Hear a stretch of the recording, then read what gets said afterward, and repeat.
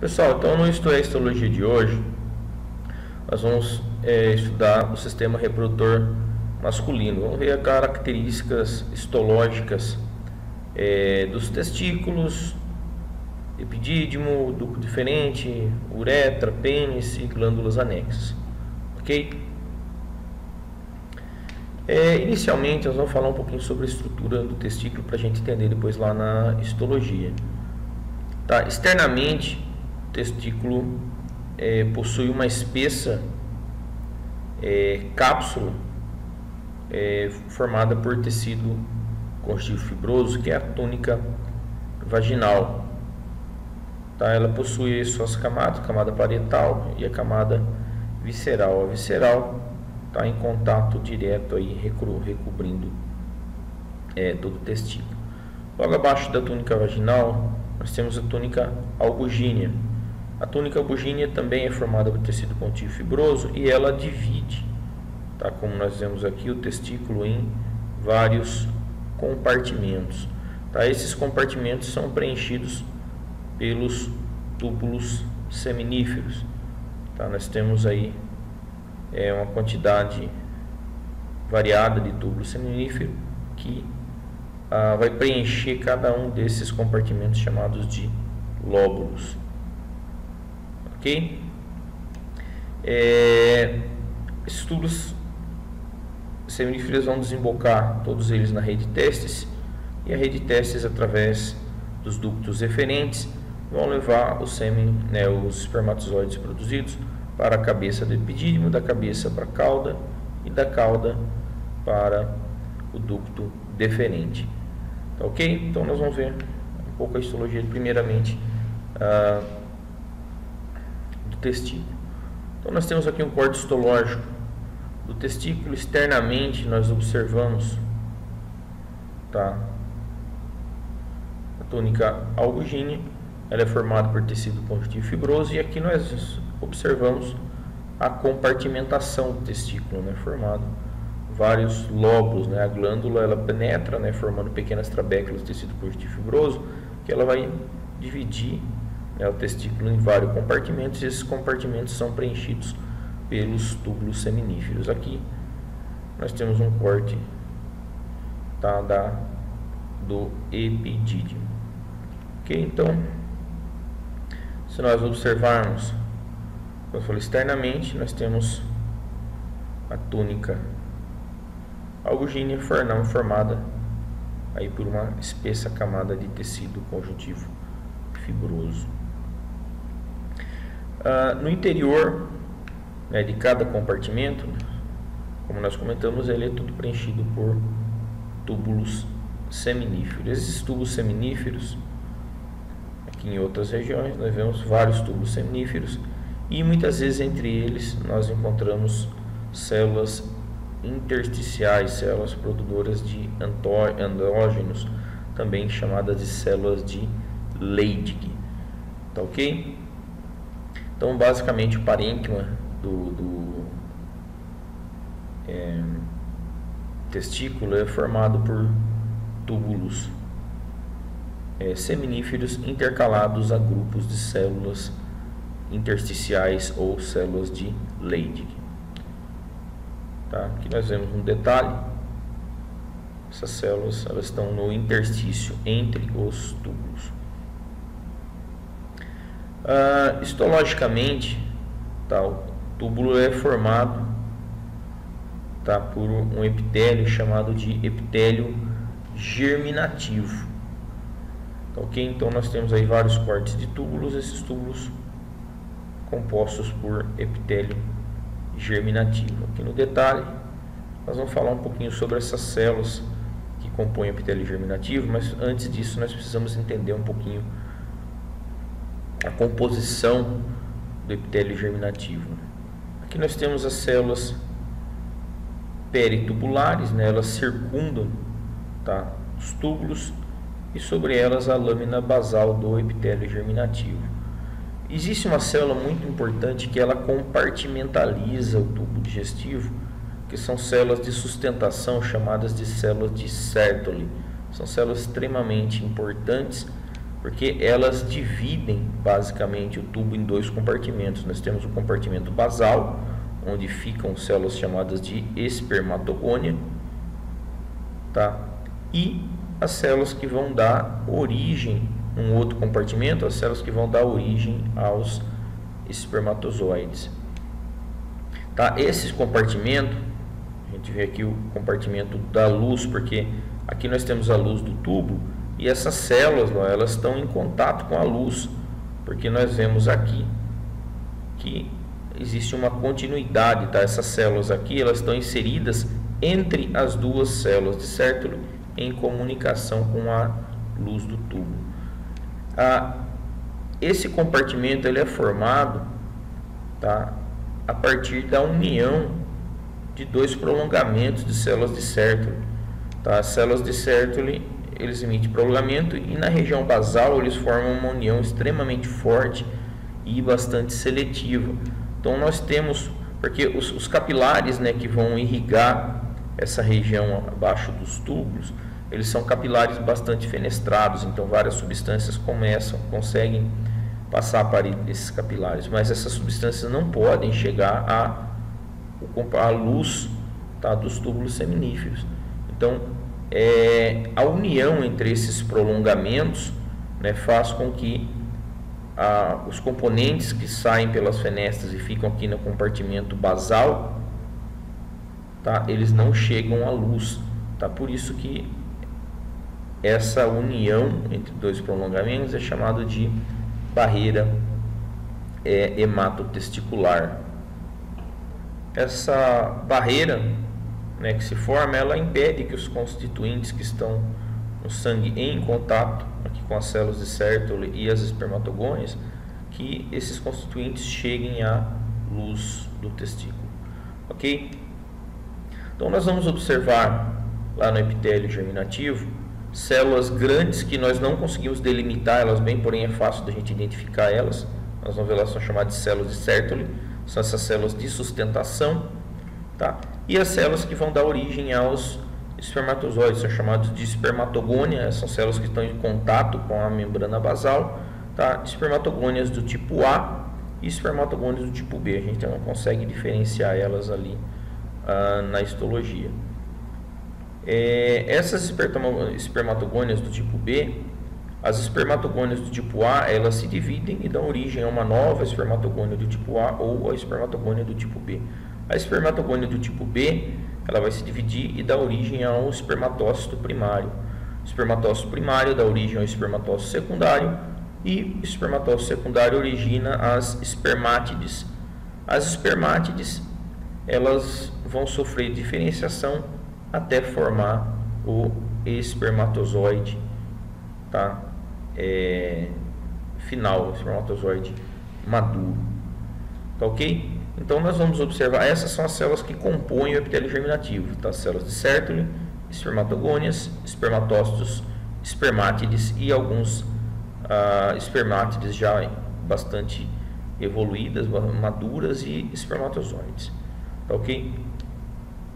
Então, voltando lá ao corte histológico do túbulo seminífero, então nós vamos observar aqui o túbulo seminífero com o seu epitélio germinativo. Tá? Aqui no epitélio germinativo nós observamos essas células grandes, geralmente elas estão com alguns acumulados, tá, de espermátides em maturação nela, porque as células de Sertoli dá sustentação a essa célula. Então nós observamos aqui, ó, célula de Sertoli, aqui outro célula de Sertoli. Está vendo que a gente não consegue delimitar o citoplasma delas, tá? A célula de Sertoli é assim mesmo, células de Sertoli. Aqui embaixo, em contato com a membrana basal, nós temos as espermatogônias, tá? E entre as células de Sertoli, nós observamos espermatócitos e espermátides, tá? É bem difícil a gente fazer essa diferenciação, mas nós sabemos que são essas as células que têm. É fácil da gente identificar as espermátides quando elas já começam a ter a cabeça afunilada, né? Formando aí o acrossoma é a cabeça do espermatozoide, a gente já consegue identificar bem. Tá? Mas quando está na fase redondinha assim, é difícil também da gente diferenciar as espermátides dos espermatócitos. A gente sabe que aqui embaixo são espermatogônias, nós também não conseguimos diferenciar se são tipo A ou tipo B. Tá? Em contato com a membrana basal, as espermatogônias. Então esses são os constituintes básicos aí do epitélio germinativo, né? Lembrando aqui no desenho, nós temos lá células de Sertoli, as espermatogônias, espermatócitos e espermátides jovens, espermátides em fase final de maturação. Esse processo, tá, de formação do espermatozoide nós chamamos de espermatogênese. Tá? Não confunda, mais adiante nós vamos falar da maturação do espermatozoide, que é chamado de espermiogênese. São distintas, são fases distintas. Nós temos o processo de produção do espermatozoide, espermatogênese, tá? E a maturação, tá, da espermátide em espermatozoide, nós temos a espermiogênese. Ok? Então são processos distintos. Aqui nós observamos numa representação esquemática aquilo que nós conversamos, né? Nós temos a espermatogônia dando origem. A espermatogônia tipo A, ela vai se dividir e formar uma espermatogônia do tipo outra do tipo A, ou vai formar uma do tipo B. A do tipo B vai dar origem aos espermatócitos primário, e o espermatócito primário dá origem ao espermatócito secundário. O espermatócito secundário vai se dividir formando espermátides e as espermátides em espermatozoide.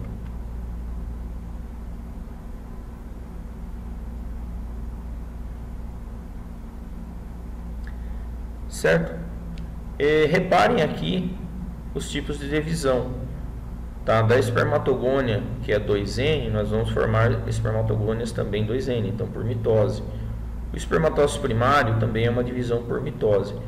A partir do espermatócito primário, nós temos uma divisão por meiose, se transformando em células N, tá? E segue daí a meiose, nós vamos ter basicamente células N, daí não células mais 2N.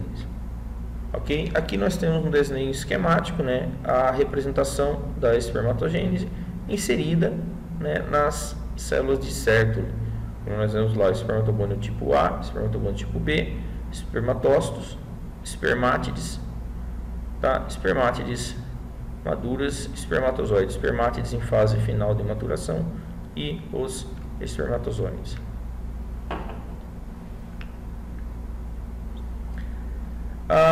Depois de formada a espermátide, ela vai sofrer um processo de maturação para se transformar em espermatozoide, e esse processo é chamado de espermiogênese.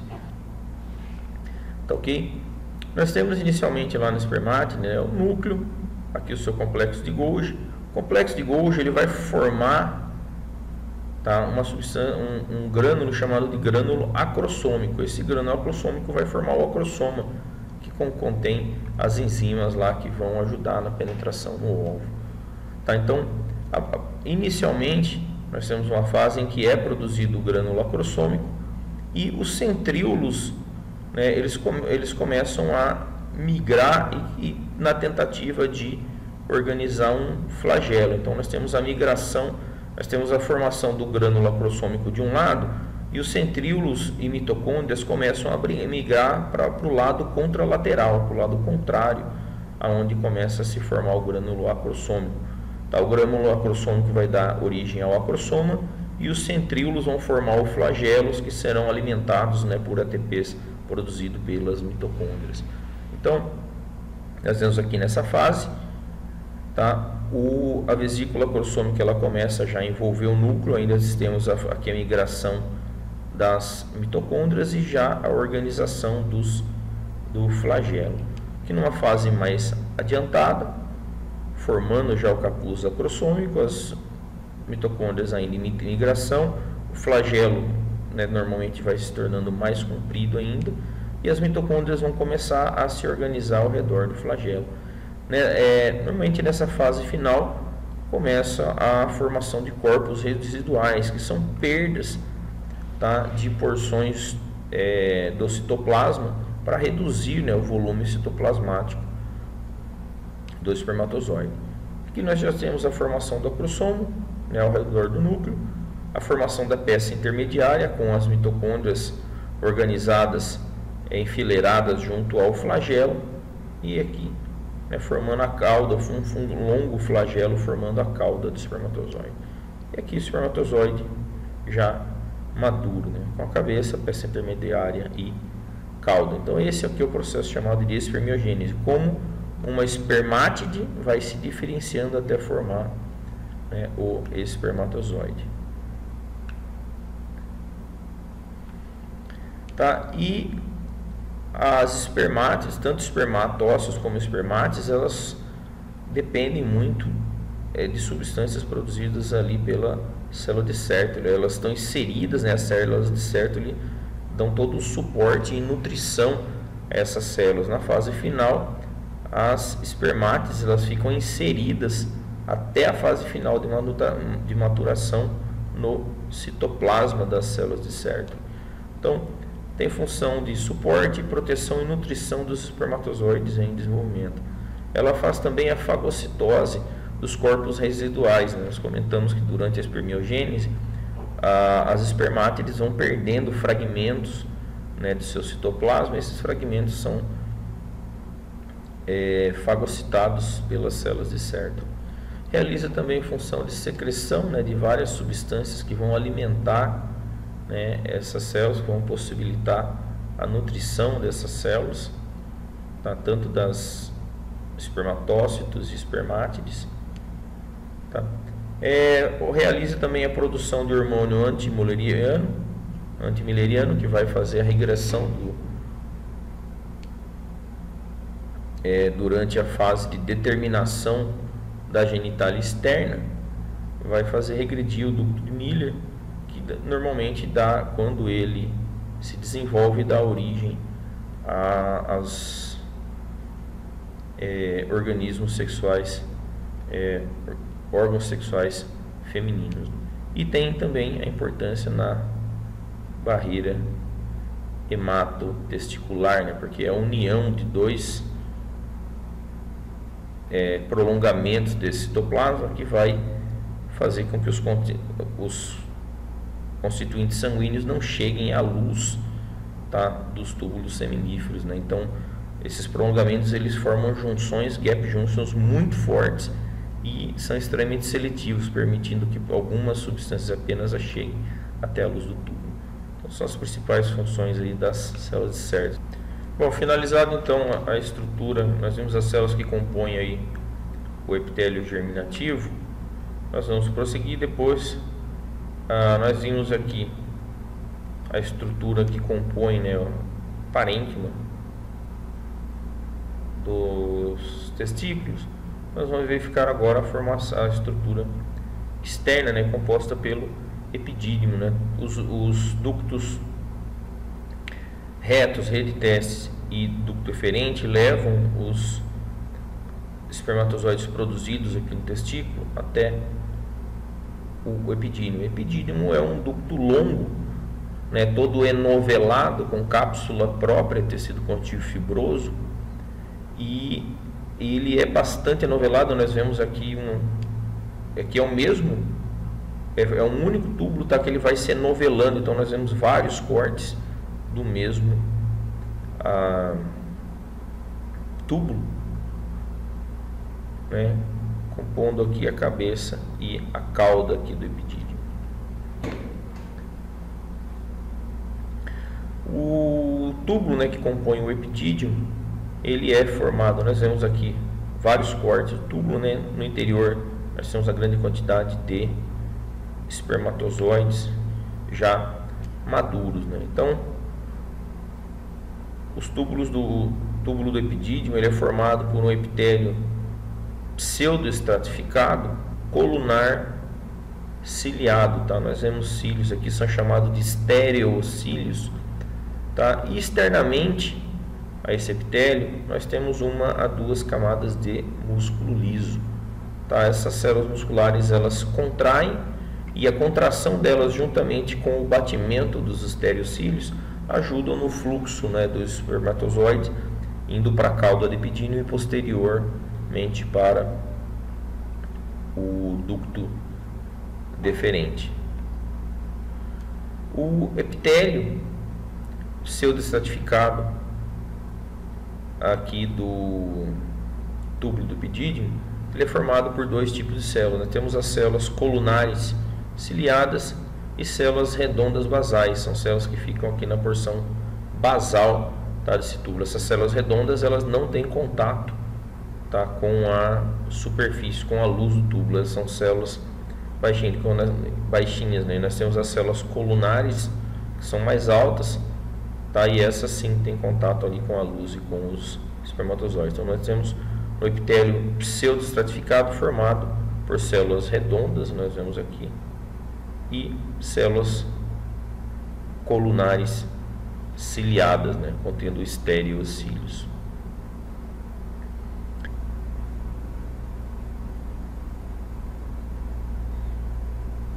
O ducto deferente, ele é composto, tá, por uma mucosa, uma camada muscular, externamente, tá, uma adventícia.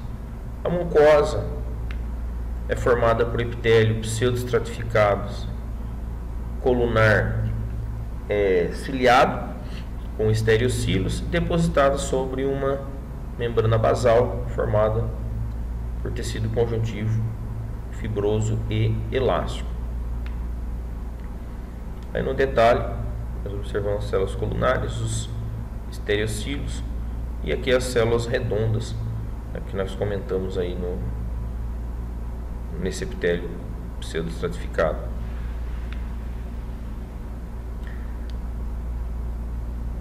A camada muscular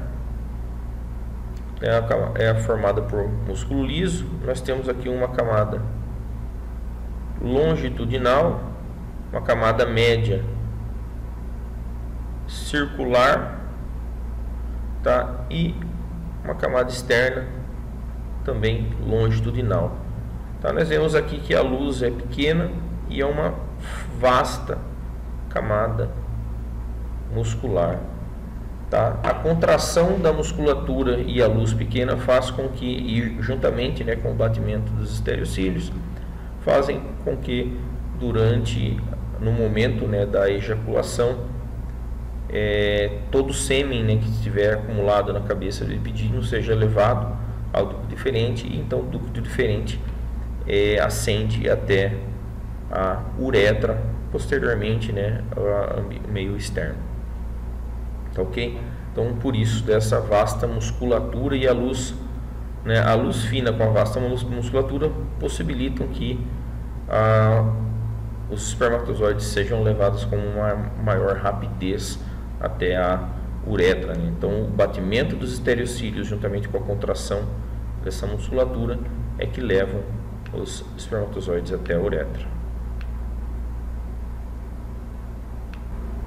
Bom, pessoal, para finalizar então, nós vamos falar um pouquinho sobre a estrutura histológica das glândulas acessórias. Tá, iniciando aí pela vesícula seminal. A vesícula seminal são uma glândula dupla, né, que forma 2 túbulos que ficam bastante enovelados, tá? A gente vê aqui o mesmo túbulo várias vezes enrolado, tá? Externamente ele tem uma cápsula espessa de tecido conjuntivo recoberta por músculo liso. Esse músculo contrai e ajuda a levar o conteúdo da glândula para a uretra. Tá? As glândulas acessórias, elas são responsáveis pela produção do líquido seminal, né, que ele tem diversas substâncias que ajudam na nutrição, entre elas a frutose, por exemplo, que é o principal monossacarídeo ali responsável pela nutrição dos espermatozoides, mas também tem citrato, prostaglandinas, tá, todas substâncias importantes para a nutrição e manutenção dos espermatozoides. Dessa cápsula ela emite, tá, várias trabéculas que dividem a glândula em alguns lóbulos. Esses lóbulos são preenchidos, tá, pelo túbulo todo enovelado, tá, que fica no interior deles.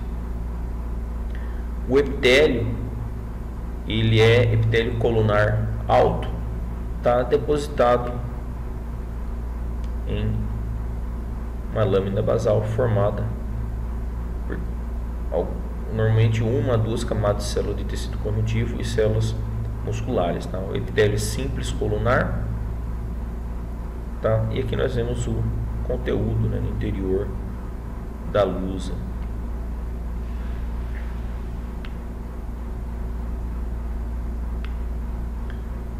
E aqui nós temos o córtex lógico da próstata. A próstata, ela é formada por várias glândulas tubulo-alveolares dispostas ao redor da uretra, numa região do pênis chamada de uretra prostática.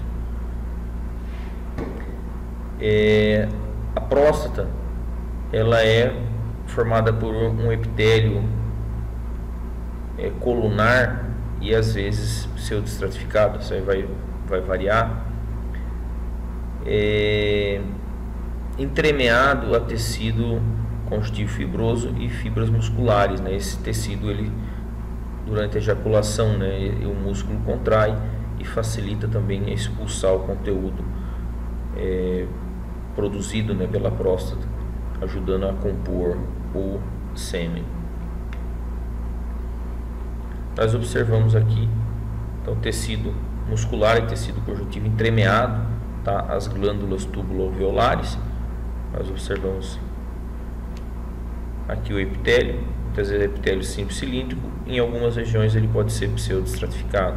É muito comum também nós encontrarmos na próstata várias concreções, tá, de material mineralizado que pode se formar no interior dos túbulos, tá? Esses é muito comum, principalmente em adulto, né? E essas concreções calcificadas são chamadas de corpora amilácea, tá? É muito frequente a observação delas dentro das glândulas tubulo-alveolares da próstata.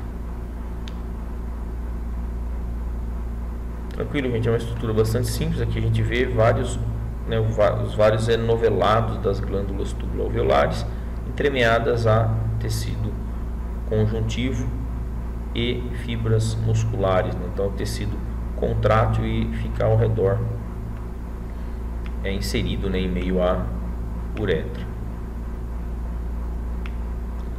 Tá? Para finalizar, gente, nós vamos ver a estrutura peniana. O pênis, ele vai variar bastante de espécie para espécie, né? Nós temos inclusive, por exemplo, o cão que tem osso peniano e outras espécies não têm osso peniano. Mas apesar das diferenças anatômicas, tá, não existem muitas diferenças histológicas, né? É lógico, com exceção do osso peniano, né? Então, mas no cão, né, os canídeos possuem o osso peniano e a uretra, a porção terço final da uretra, ela passa por dentro do osso peniano, né? Nas outras espécies isso não ocorre. Mas os tecidos que compõem o pênis, eles não variam muito de espécie para espécie. Nós temos basicamente, aqui é um corte de pênis de cão, né? Nós temos aqui a uretra, tá? Aqui o osso peniano, e nós temos aqui os corpos cavernosos e ao redor da uretra, aqui embaixo, corpo esponjoso, tá? Que é chamado também de tecido erétil, né? São diversos vasos sanguíneos dilatados que, quando enchem, né, de sangue, dão a rigidez necessária ao órgão para que ocorra a penetração, né, durante a cópula. Nós observamos aqui no corpo cavernoso, né, são diversos espaços vasculares. Nós observamos, né, endotélio entremeado a tecido conjuntivo. Nós vemos aqui endotélio, tá apoiado sobre tecido conjuntivo, e aqui a região vascular, normalmente cheia de sangue. A mesma coisa nós vamos observar, tá? Aqui nós temos o canal uretral, ao redor do canal uretral, aqui o osso peniano, tá aqui em cima.